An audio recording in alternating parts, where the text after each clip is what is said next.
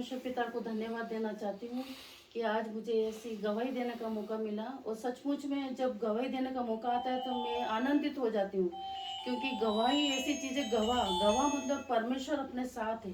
परमेश्वर अपने साथ है तो शैतान हारता है। तो ये बहुत बड़ी बात है गवाही देना, और मैं बड़ी आनंदित होकर अपनी गवाही देना चाहती हूँ।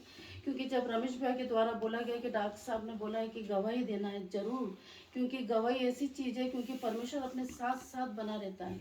हम जब बचपन में, हम 3 भाई बहन थे। रीता, मेरा नाम रंजना है, मेरी बहन का नाम रीता है, उससे एक छोटा भाई था न्यूटन करके। तो हम लोग बांसवाड़ा में रहते थे।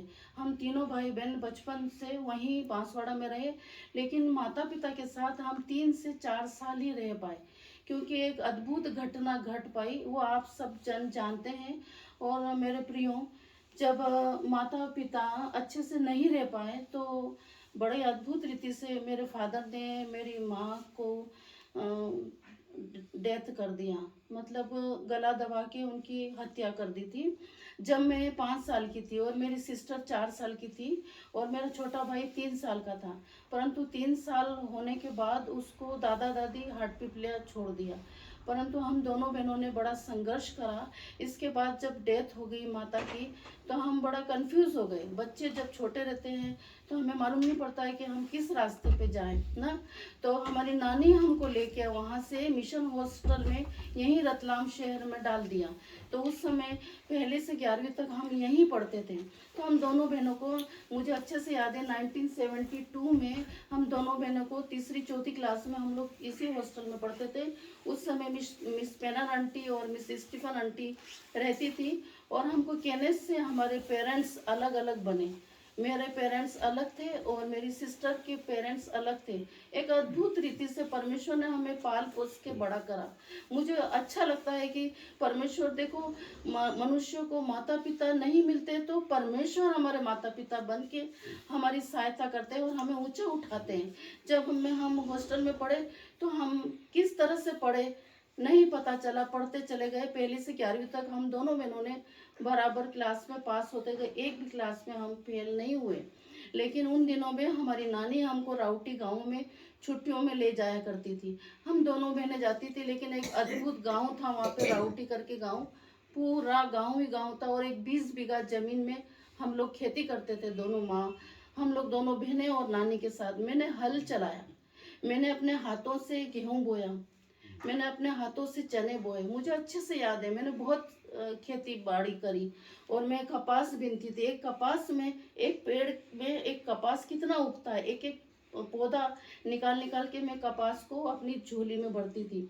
और गेहूं भी बोती थी। गेहूं भी मैंने सान सान के उसको छानते थे और उसका गेहूं निकालते थे। मक्का भी मैंने करी। मतलब एक अजीब तरह से गरीबी में हमारा जीवन निकला, लेकिन आनंद पूर्वक निकला, क्योंकि परमेश्वर हमारे साथ साथ बना रहता था। क्योंकि उस झोपड़ी में जब हम रहते थे तो वो झोपड़ी भी हम दोनों बहनों ने तैयार करी। कभी टूट जाती थी तो नानी हमारी सहायता करती, ऐसे नहीं ऐसे बांधना, ये अपना घर है। वो स्वर्ग जैसा घर बना के रखती थी। और जब मैं छोटी थी, 7वीं 8वीं में पढ़ती थी, तो जब मैंने अपने हाथों से अपने खेतों की सब्जियां उगाई। मैंने चरस भी खींचा, जो बैलों के द्वारा से चरस चरस बोलते हैं उसको, पानी से बैल के द्वारा से खेतों में पानत करती थी। खूब खेती में काम करा।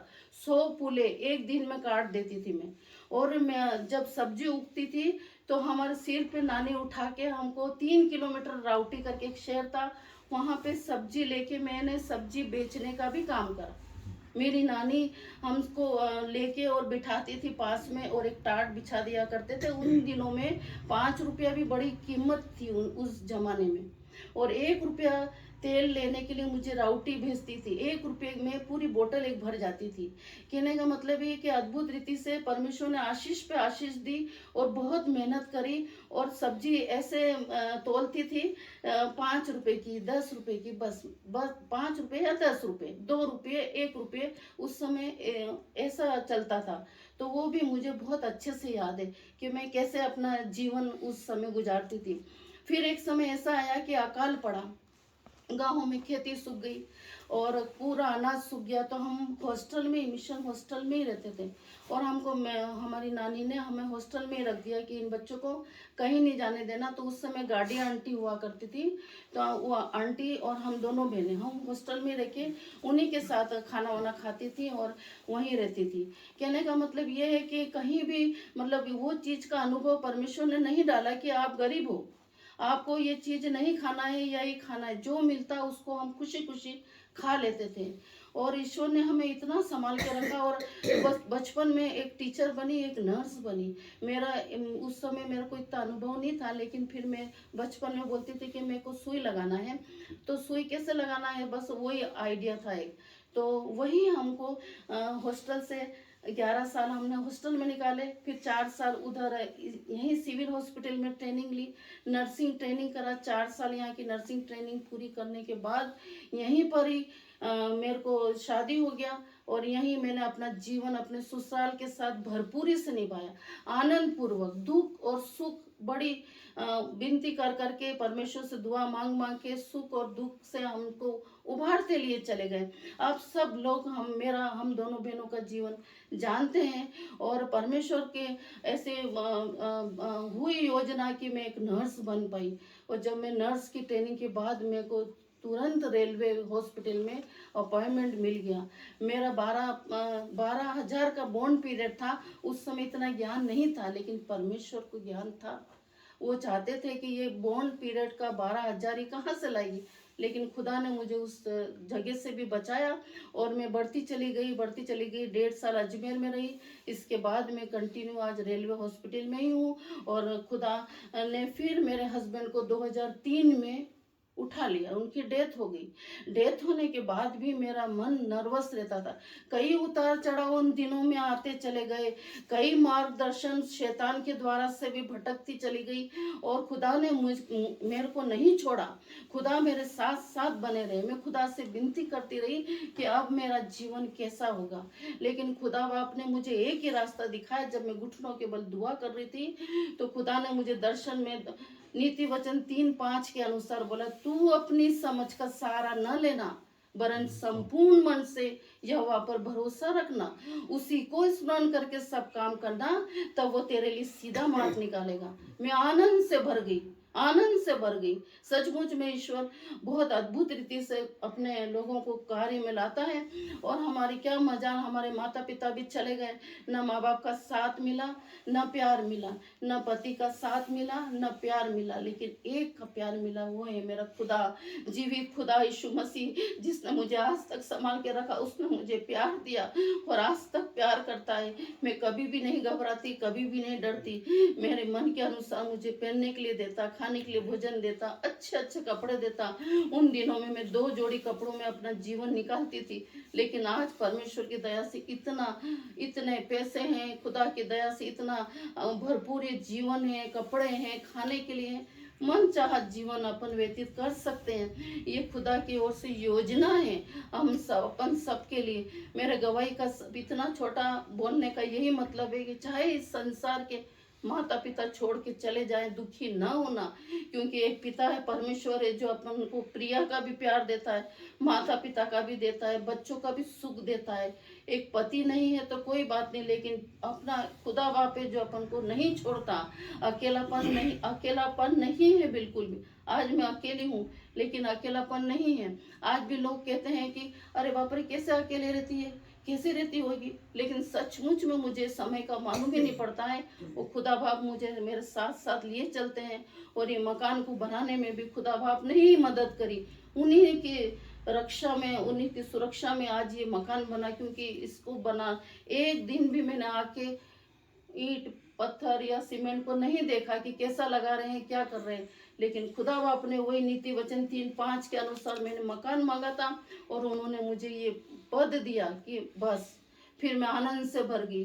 फिर पुनिया सर आए, फिर यहाँ की उन्होंने प्रेयर करके, और फिर इसके बाद इस मकान को चालू करा। तो मैं खुदा बाप को बहुत धन्यवाद देना चाहती हूँ कि मुझे आज तक संभाल के रखा, और आने वाले समय में भी मुझे संभाल के लिए चलेंगे। और मैं चाहती हूँ कि आप सब मेरे लिए प्रार्थना करें, क्योंकि ये अंत का समय है। नहीं मालूम कब शैतान रास्ते में आ जाए और अपन को भटका दे। आज तक स्थिर हूँ और धन्यवाद देती हूँ डॉक्टर साहब का कि 2010 में एक मोरिस भैया थे, उन्होंने बोला सिर्फ एक बार तू मॉर्निंग डिवोशन में आ जा, एक बार आके तो देख। तो मैंने कहा इतनी ठंड में कैसे आऊँगी और क्या है, नहीं आ पाऊँगी, परंतु उन्होंने बोला बस तू एक बार आके तो देख। तो मैं कंटिन्यू 2010 में जब मैं यहाँ मॉर्निंग डिवोशन में डॉक्टर साहब के थ्रू यहाँ पे मैं जब आने लग गई तो कंटिन्यू आज मेरे को 11-12 साल हो गए डॉक्टर साहब की संगति में। एक छोटा सा ग्रुप मेरे को मिला मॉर्निंग डिवोशन का, जो आत्मा और सच्चाई के साथ में सब, चाहे वो ठंड हो, बारिश हो, गर्मी हो, हम दौड़े चले जाते हैं परमेश्वर के भवन में वचन को सुनने के लिए, गहराई से उतारने के लिए और अपने जीवन को आनंद से भरने के लिए, ताकि हम दूसरों का जीवन को भी बचाने वाले हो सके। यही मेरी आप सबसे यही प्रार्थना है कि मेरे लिए भी प्रार्थना करें। और वचन में जब हम गहराई से उतरते हैं तो परमेश्वर भी सहायता करता है रात और दिन, क्योंकि मैं जब भी कुछ लेटे लेटे सपनों में अब भी अपन सोचने लग जाते हैं तो वही दर्शन परमेश्वर हमें देता है।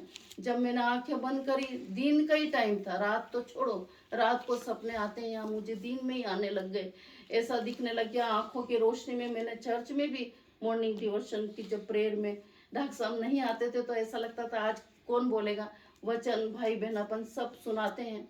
वहाँ पे भी मैंने एक बार बताया था कि खुदा बाप ने मुझे एक रोशनी दिखाई आंखों में 2010 अक्टूबर में। तो मुझे इतनी बड़ी रोशनी के साथ में क्रॉस दिखाया, क्रॉस आगे आगे चल रहा है और रोशनी उसके साथ साथ में लिए चल रही है, और मैं उसको बड़ी निगाह से बस यूं देखती चली गई, इतनी दूर पता नहीं कितनी दूर तक वो क्रॉस दिखता चला आया। बस वो क्रॉस आया नजर और मैं घबरा के मेरी नींद खुल गई। इसके बाद मैंने मनन चिंतन करा, खुदा बाप ने यही सिखाया, न दाएं देखना न बाएं देखना, जैसे क्रॉस सीधा रहता है उसी प्रकार मैं भी सीधा और स्थिर हूँ और तुम्हारी सहायता करूँगा और अगुवाई करूँगा और मार्गदर्शन दिखाऊंगा। रोशनी में चलो, अंधियारे में नहीं, रोशनी में चलो। कई उतार चढ़ाव आते हैं प्रियो मेरे भाइयों बहनों, मैं यही दुआ चाहती हूँ कि आप सबसे कि मेरे लिए दुआ करना कि अकेलापन का जीवन नहीं है, लेकिन परमेश्वर अपने साथ अपने सबके साथ बना रहता है और आगे भी बना रहेगा। और ये छोटा सा ग्रुप हमेशा अपने साथ साथ बना रहे, ताकि हम औरों के लिए भी गवाही का कारण बने, ताकि प्रभु यीशु मसीह का नाम ऊंचा हो और शैतान हारा जाए। धन्यवाद। और शमा